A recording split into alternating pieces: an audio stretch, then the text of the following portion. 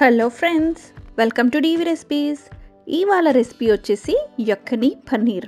నేను ఇది రీసెంట్ టైమ్స్లో ఒక రెస్టారెంట్లో ఈ యక్కని పన్నీర్ అనేది టేస్ట్ చేశాను.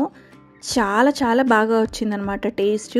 మనం ఎప్పుడు చేసే గ్రేవీస్ అంటే పాలక్ పన్నీర్ కానీ లేకుంటే టమాటో బేస్డ్ పన్నీర్ టిక్కా మసాలా కానీ అలా ఎన్నో డిఫరెంట్ వెరైటీస్ చేస్తాం కదా, ఇలా వైట్ బేస్డ్ మీద చాలా టేస్టీగా అనిపించింది. సో ఇది మనకి నాన్కి కానీ చపాతీస్కి కానీ ఇంకా డిఫరెంట్ వెరైటీస్కి కూడా తినొచ్చు అనమాట. ఎలా చేయాలి అనేది చూసేద్దాం.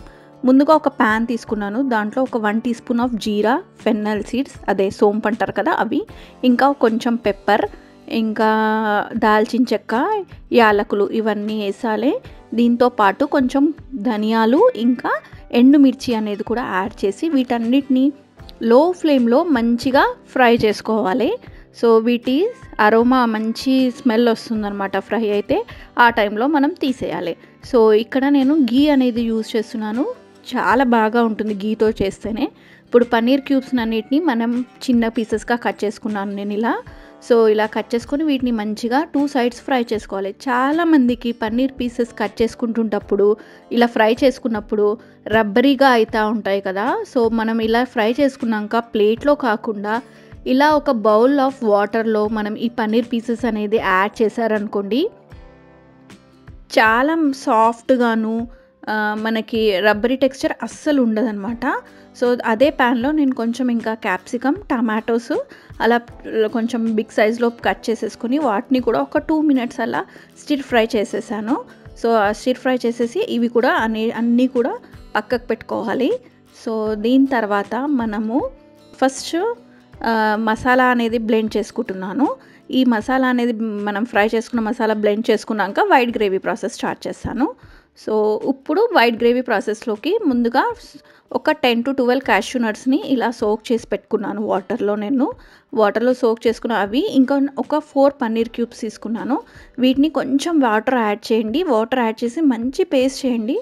ఈ పేస్ట్ వల్ల మంచి టెక్స్చర్ వస్తుంది, క్రీమీ టెక్స్చర్ వస్తుంది అనమాట. సో ఆయిల్ ఇంకా గీ రెండు కూడా యూజ్ చేస్తున్నాను. సో కొంచెం ఆయిల్, గీలో ఒక 1 teaspoon of ginger garlic paste use చేశాను. ఇంకా కొంచెం ఒక ఆనియన్ని మిక్సర్లో వేసి ఇలా సన్నగా పేస్ట్ చేసినట్టు చేశాను.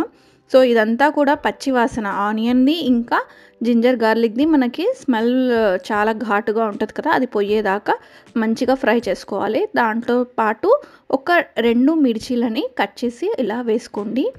ఇంకా ఇవంతా కూడా మంచిగా ఆనియన్ మంచిగా అయిపోయాక ఇప్పుడు మనం ప్రిపేర్ చేసుకున్న కాజు పేస్ట్ ఉంటుంది కదా, దాంట్లో కూడా ఒక 5 to 5 మినిట్స్ వరకు మంచిగా కాజు పేస్ట్తో పాటు ఉడకనివ్వాలి.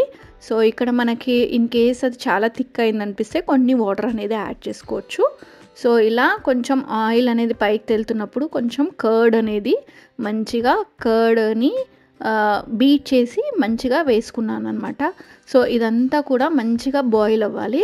సో ఇదంతా మనకు బాయిల్ అయ్యాక దీంట్లో మళ్ళీ మసాలాస్ అనేది యాడ్ చేసుకుంటూ పోవడమే. సో ఫస్ట్ సాల్ట్ అనేది యాడ్ చేస్తున్నాను. సాల్ట్ తర్వాత ఇప్పుడు మనం ప్రిపేర్ చేసుకున్న మసాలా ఉంది కదా, ఆ మసాలా కూడా ఇక్కడ ఎలాంటి గరం మసాలా యూజ్ చేయాల్సిన అవసరం లేదు. నేను ప్రిపేర్ చేసిన మసాలా వేసుకుంటే సరిపోతుందన్నమాట. సో చూసారు కదా ఎంత క్రీమీ టెక్స్చర్గా ఉందో.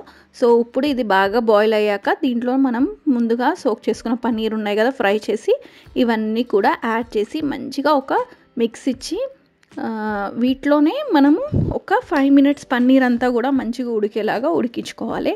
తర్వాత ఫైనల్ టచ్గా కసూరి మేతి ఇస్తారు, కానీ ఈ ప్రాసెస్లో మధ్యలోనే ఇస్తే ఆ ఫ్లేవర్ అంతా, కసూరి మేతి ఫ్లేవర్ అంతా కూడా మంచిగా ఆ గ్రేవీకి పట్టేసుకుంటుంది అనమాట. సో నా ఉద్దేశంలో ఫైనల్గా ఇవ్వకుండా ఇలా మిడిల్లోనే ఇస్తే టేస్ట్ అనేది చాలా ఎన్హాన్స్ అవుతుంది. సో ఇలా మిక్స్ చేసుకుని మనం ముందుగా ఫ్రై చేసుకున్న టమాటో ఇంకా క్యాప్సికమ్స్ ఉన్నాయి కదా, అవి కూడా యాడ్ చేసుకోవాలి. ఇలా యాడ్ చేయగానే ఆ గ్రేవీలోకి డిఫరెంట్ ఏమంటారు కలర్ అనేది చాలా బాగా కనిపిస్తుంది కదా, green, white and red. So మీకు కావాలంటే ఇక్కడ రెడ్ క్యాప్సికమ్స్ కూడా యూజ్ చేసుకోవచ్చు, రెడ్ అండ్ ఎల్లో కూడా. సో ఇలా అన్నీ మిక్స్ చేసి ఒక 5 మినిట్స్ మంచిగా బాయిల్ ఇవ్వాలి. సో ఇలా బాయిల్ ఇచ్చాక మనం చూస్తే చాలా బాగుంటుంది. దీనికి మంచిగా కొరియండర్ లీవ్స్ తోటి గార్నిష్ చేసేసుకొని తినేయడమే. మీరు ఎప్పుడన్నా ఇలాంటి కర్రీస్, వైట్ గ్రేవీ కర్రీస్ అనేది ట్రై చేశారా? ట్రై చేసి ఉంటే ఏం కర్రీస్ ట్రై చేస్తారు అనేది నాకు కామెంట్ సెక్షన్‌లో కామెంట్ చేయండి. ఆహ్, మీకు కనుక ఈ రెసిపీ నచ్చినట్టయితే లైక్ చేయండి, షేర్ చేయండి, subscribe to DV recipes. Bye bye. ఇంకొక రెసిపీ తోటి నెక్స్ట్ ఫ్రైడే మళ్ళీ వస్తాను. అంతవరకు బాయ్.